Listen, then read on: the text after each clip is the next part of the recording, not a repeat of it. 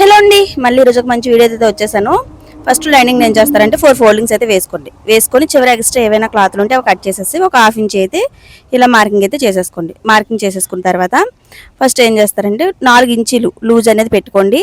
And మీ యొక్క height అనేది ఎంత బ్లౌజ్ మీరు హ్యాండ్ ఎంత హైట్ అయితే తీసుకోవాలనుకుంటున్నారో అంత హైట్ అయితే తీసుకోండి. ఇది కొంచెం చిన్న పాపకే కనుక మరీ హైట్ కాకుండా కొంచెం తగ్గించి అయితే తీసుకున్నాను. 7 ఇంచెస్ ప్లస్ హాఫ్ ఇంచి ఖర్చుకండి. అటు పైన కూడా 4 ఇంచులు ఇప్పుడు నేను ఏ విధంగా అయితే చూపిస్తున్నానో అదే విధంగా మార్కింగ్ అయితే చేసేయండి. అయితే 4 ఇంచెస్కి మనం మార్కింగ్ పెట్టుకున్నాం కదా, ఇలా స్ట్రైట్గా లైన్ అయితే కొట్టండి. కొట్టేసిన తర్వాత ఇప్పుడు అటువైపు నుంచి ఒక 3 ఇంచ్ ఆర్మ్ డౌన్ కోసం మార్కింగ్ పెట్టండి. అయితే మీ యొక్క ఆర్మ్ లూజ్ ఎంత అనేది 4 ఇంచెస్ వదిలేసి అక్కడ నుంచి ఆర్మ్ లూజ్ అనేది తీసుకోండి. అండ్ ఇక్కడ మనకి ఎక్స్ట్రా క్లాత్ అనేది పడుతుందండి.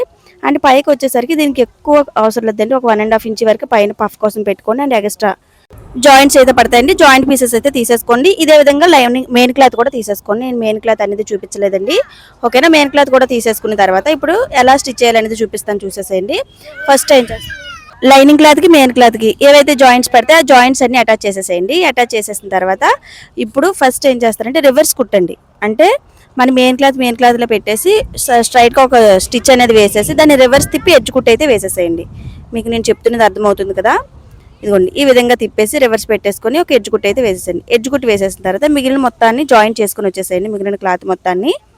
ఓకేనండి, ఈ మిగిలిన మొత్తాన్ని జాయిన్ చేసిన తర్వాత ఎక్స్ట్రా ఉన్న క్లాత్ మొత్తాన్ని కట్ చేసేసేయండి. నేను ఏ విధంగా అయితే చెప్తున్నానో అదే విధంగా ఫాలో అయిపోండి. ఇప్పుడు ఆల్రెడీ 4 ఇంచీలకి మనం టిక్ పెట్టుకున్నాం కదా, అక్కడ చిన్న చిన్న కటింగ్స్ అయితే ఇవ్వండి.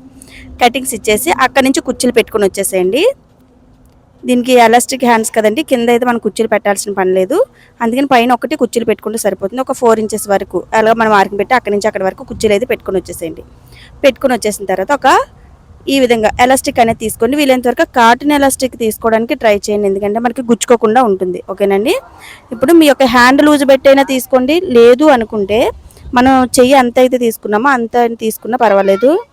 ఇప్పుడు ఎలాస్టిక్ వేయడం అనేది స్టార్ట్ చేయండి. స్టార్టింగ్లో ఒక 2 ఇంచెస్ వరకు వదిలేసి అండ్ కింద డౌన్ కూడా ఒక 1 ఇంచ్ వరకు వదిలేసి ఇలా మార్కింగ్ అయితే చేసుకొని 1 ఇంచ్ వరకు వదిలేసి ఇప్పుడు ఎలాస్టిక్ వేయడం స్టార్ట్ చేయండి.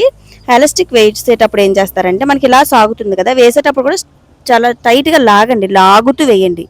ఓకేనండి, ఇప్పుడు నేను ఎలా అయితే చూపిస్తున్నానో అలాగే 1 ఇంచ్ గ్యాప్లోనే వేయండి. ఓకేనండి, కింద నుంచి మీదకి ఒక 1 ఇంచ్ గ్యాప్లోనే వేస్తూ ఎలాస్టిక్ వేసేటప్పుడు మాత్రం స్ట్రైట్గా కొంచెం టైట్గా లాగుతూ వేసారంటే మనకి కుచ్చులు అనేవి ఆటోమేటిక్గా వదిలేసరికి వచ్చేస్తాయి అనమాట.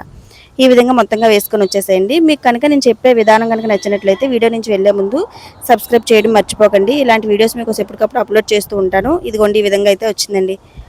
మీకు కనుక నచ్చినట్లయితే మర్చిపోకుండా లైక్ చేయండి. థ్యాంక్ యూ అండి.